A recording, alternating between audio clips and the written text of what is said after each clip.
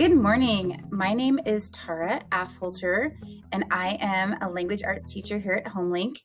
I want to discuss with you today about sixth grade language arts and what that looks like here and what that looks like in our classroom. So we use the district curriculum, My Perspectives, and I use it more as a resource and kind of a focal point because one thing I love about it is that it has short stories that we can annotate and kind of delve into, but it also starts with an essential question. So let me give you an example. So the sixth graders just are finishing, they're almost all the way done with Unit 3. And I kind of choose the units each year.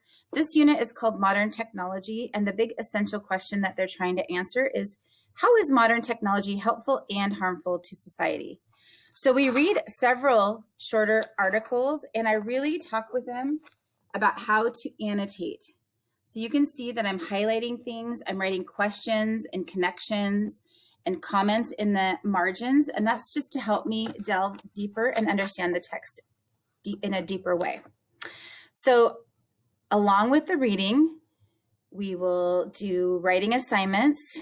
One of the big writing assignments we did in this unit was an informational writing assignment. So this was modern technology. So I had students choose something that was a modern technology device or idea, and then they did some research on it. So some students did circuit boards or an iPhone, lots of different choices. So during that time period, I did many lessons on how to take notes and then how to structure their informational writing, somewhat like a newspaper.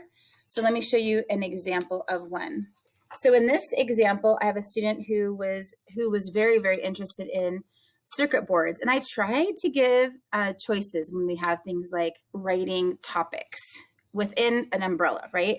So he wanted to do circuit boards. So you can see this is part of his writing, and this is part of his writing. They had a title, they had subheadings, they had notes, and they had to then turn those notes into cohesive paragraphs. You can see pictures and captions.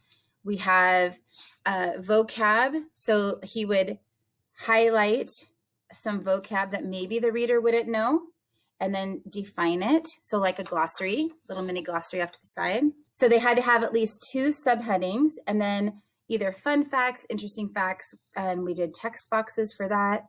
And then they had to present. So oftentimes in the projects, there is some kind of a presentation piece so that they have to stand up or just sit down and share with their classmates. Most students were really interested in sharing this because they found a lot of information. So it almost like made them a little bit of an expert, if you will. I usually have a chapter book or a novel that goes along with the unit. So this one we read City of Ember. We had a great time. And there was an end of the unit project for this. They had to design a billboard. I'm just showing you a billboard that they would have put up for the City of Ember. So this was one student's billboard, Escape to the Outside World. So it had to be 5 words or less. And then on the back, they had to do some writing as to why did they choose those 5 words and what did they hope that the City of Ember inhabitants would do with their message. So I'm always trying to push their thinking using text evidence and then their own explanation or commentary. So I'm trying to develop those habits as opposed to lower level questions. I try to ask deeper questions. So I'm all about not answering 10 questions, but maybe answering 2 that they have to support and think more deeply about. I'm trying to do something like a text evidence and commentary because that kind of rolls through everything. In science, definitely, in reading, in writing. So I kind of focus on that. Another outside project that they do, they have to read a book on the outside, and we kind of focus on genres, and they had to read a biography or an autobiography of a person that they were interested in. Again, there's the choice. And then they had to choose and pick out 3 events in that person's life that impacted them in some way, and then they had to explain how it impacted them. So again, a little deeper.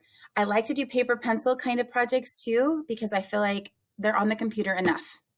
A lot of assignments are on the computer, but I like to change it up. So this is a student who did, her name is Stephanie Nielsen, and she'd been in an accident. So they had to talk about like who they were and why were they famous. And then they had to have 3 events and they just had to explain the event briefly, but then their biggest explanation was how it impacted them. And they did a fabulous job. I also did a little mini lesson on how to draw a person. And then obviously some people are more adept than others, and I didn't judge or grade the art.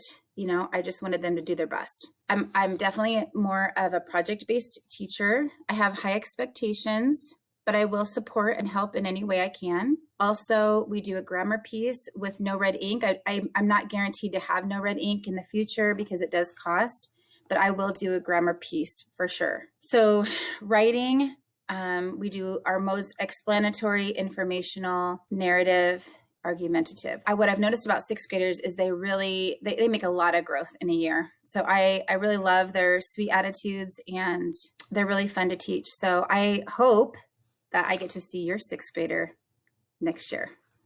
Have a great day. Let me know if you have questions. My email is tara.affholter, and that's AFFHOLTER